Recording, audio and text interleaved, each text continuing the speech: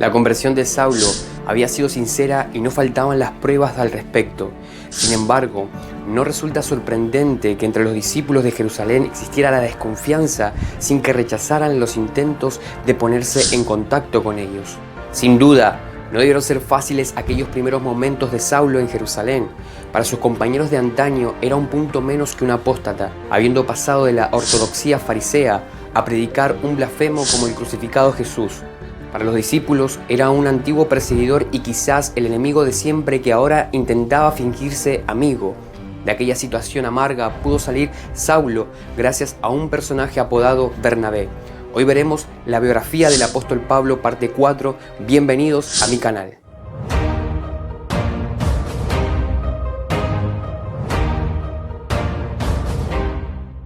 Ahora Bernabé actuó como mediador entre Saulo y los discípulos.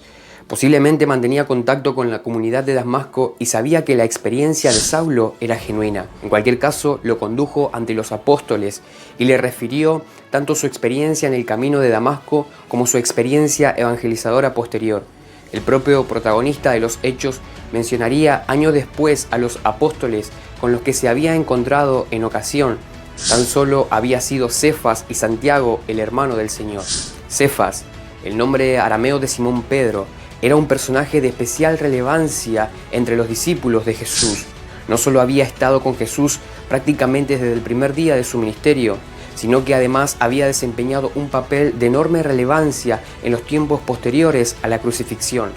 Era verdad que lo había negado hasta 3 veces, un hecho demasiado duro, pero también se había convertido en uno de los primeros en verlo resucitado y proclamarlo.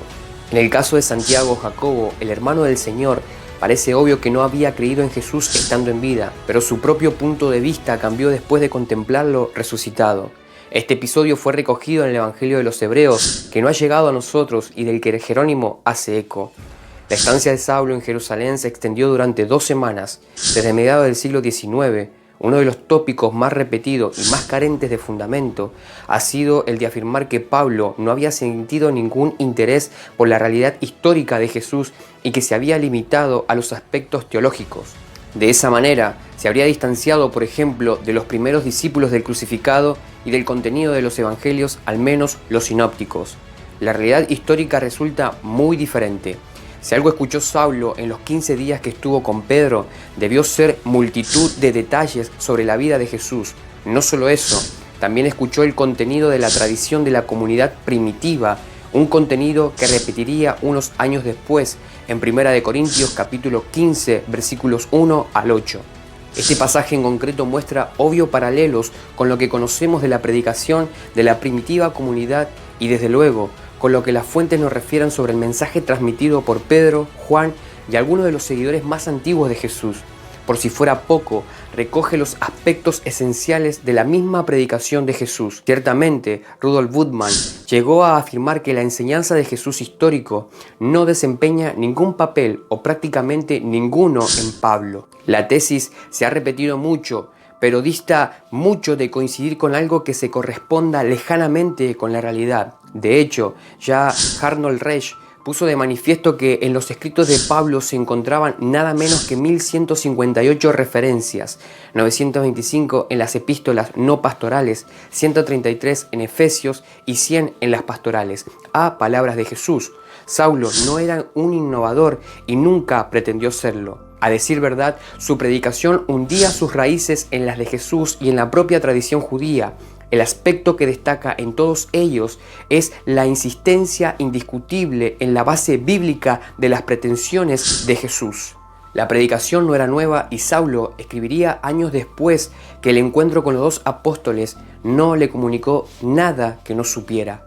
No sorprende, por lo tanto, que el encuentro entre Saulo por un lado y Cefas y Santiago por otro concluyera óptimamente. Saulo, que ya había visto amenazada su vida en alguna ocasión, no estaba ahora dispuesto a dejarse amilanar. Durante el tiempo que estuvo en Jerusalén, tal y como informa la fuente lucana, se dedicó a predicar la buena noticia a los judíos de habla griega. La oposición hacia aquel personaje que había cambiado tan radicalmente de vida no tardó en producirse y la fuente lucana nos informa que los hermanos de Jerusalén decidieron ponerlo a salvo. Y estaba con ellos en Jerusalén, y entraba y salía, y hablaba denodadamente en el nombre del Señor, y disputaba con los griegos, porque éstos procuraban matarle. Cuando supieron esto, los hermanos le llevaron hasta Cesarea y le enviaron a Tarso. Hechos 9, 28 al 30. El converso se encaminó ahora hacia Tarso, su ciudad natal. Apenas tenemos información de lo que sucedió durante los años siguientes de la vida de Saulo.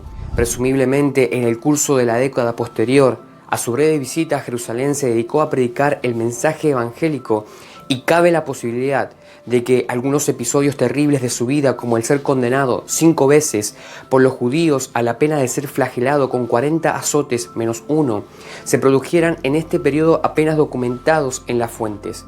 Saulo hubiera podido librarse de aquellas penas alegando su condición de ciudadano romano. Si no lo hizo, pudo deberse al hecho de que, manteniéndose dentro de la disciplina de las sinagogas, disciplina que incluía castigos físicos como los mencionados, contaban con algún resquicio para comunicar a sus compatriotas el mensaje de que Jesús era el Mesías y que había muerto y resucitado para salvarlos. La labor de Saulo distaba mucho de ser única. Por un lado, los misioneros judíos entre los gentiles eran muy comunes esas fechas. De hecho, en el año 40 después de Cristo, la casa real de Adiabene, una monarquía instalada al oriente del río Tigris, se convirtió al judaísmo. Y Lucas se refiere a la llegada a Jerusalén en Pentecostés del 30 después de Cristo, de grupos de judíos entre los que se encontraban conversos. Sin ir más lejos, uno de los 7 primeros diáconos de la comunidad de Jerusalén era un tal Nicolás, que con anterioridad se había convertido al judaísmo en Antioquía. Para convertirse al judaísmo, los varones debían circuncidarse y pasar por un bautismo por inmersión, un rito que en las mujeres quedaba reducido solamente al bautismo. No sorprende que fueran las mujeres más numerosas que los hombres a la hora de abrazar el judaísmo. Tampoco extraña que se hubiera generalizado una especie de tercera clase entre el gentil y pagano, el converso que recibía el nombre de temeroso de Dios. Este no se convertía al judaísmo y por lo tanto no era sometido a la circuncisión. Sin embargo, asistía con regularidad a los cultos sinagogales, renunciaba a la idolatría, era sometido a una buena parte de las normas morales del judaísmo y, por supuesto, contaba con tener un lugar en el Olam Abba, el mundo futuro que se inauguraría con la llegada del Mesías. Que Saulo predicara el mensaje de cumplimiento de las profecías mesiánicas a los gentiles no constituía una innovación, sino más bien el seguimiento de una tradición ya antigua en el judaísmo. Tampoco comenzó Pablo la misión de los seguidores de Jesús entre los gentiles. Con anterioridad a él, algunos de los discípulos que habían huido de Jerusalén durante la persecución que se desencadenó tras la muerte de Esteban, se habían dirigido a Siria y Cilicia y habían convenido y comenzado a transmitir el mensaje de la salvación. Felipe, uno de los diáconos de la comunidad de Jerusalén, comenzó a predicar en Samaria, la tierra enemiga de Israel, y posteriormente en Cesarea Marítima. Otros se desplazaron a territorios helenizados como Alejandría y Cirene, así como más al norte a Fenicia y Siria, llegando hasta Antioquía. Antioquía había sido fundada en el año 300 a.C. por Seleuco Nicator, el primer rey de la dinastía de los Seleucidas, y cuando en el año 64 a.C. fue conquistada por los romanos, se convirtió en la sede y residencia del legado imperial. En el año 25 a.C., la Cilicia Oriental fue unida a Siria, pero Antioquía se mantuvo como la capital de la provincia. A esas alturas era la tercera ciudad más importante del mundo romano, solo superada por Roma y Alejandría. Antioquía era posiblemente más cosmopolita y sofisticada que la propia Roma. A esta ciudad próspera y cosmopolita que conocía el judaísmo y que incluso había sido testigo de numerosas conversiones de paganos, llegaron no pocos refugiados judeocristianos de la comunidad de Jerusalén. Originariamente parecen haber sido de Chipre y de Cirene, lo que con seguridad debió imprimirles una visión más amplia sobre los gentiles. En cierta medida, la predicación no era novedosa, ya que la presencia del judaísmo en Antioquía era secular. Por añadidura, tampoco eran extraños en Antioquía los cultos que ofrecían una salvación del mundo perverso en que viven los seres humanos. El Evangelio reunía al respecto dos características enormemente sugestivas. Por un lado, podía representarse como una versión consumada del judaísmo. Según los discípulos, ya no había que seguir esperando al Mesías. Por otro, el mensaje de salvación, a pesar de representarse de acuerdo con categorías judías como las del siervo o el Mesías, resultaba atractivo para aquellos paganos que creían en la importancia de cuestiones como la culpa, la vida sabia o la salvación. La comunidad había comenzado a admitir a algunos gentiles en su seno. El paso había venido facilitado por una visión recibida por Pedro en Hechos capítulo 10 y había tenido como consecuencia el bautismo de un centurión romano llamado Cornelio, Hechos capítulo 11. En un primer momento, y a fin de examinar que todo se llevaba a cabo de manera adecuada, la comunidad de Jerusalén envió a Antioquía a Bernabé.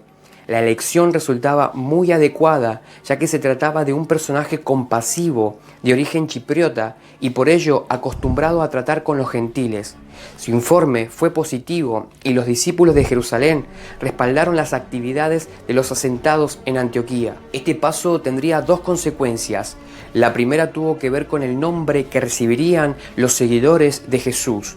Los discípulos, afincados en Antioquía, hacían referencia al Mesías, Jesús, el que había muerto por los pecados del mundo y había resucitado.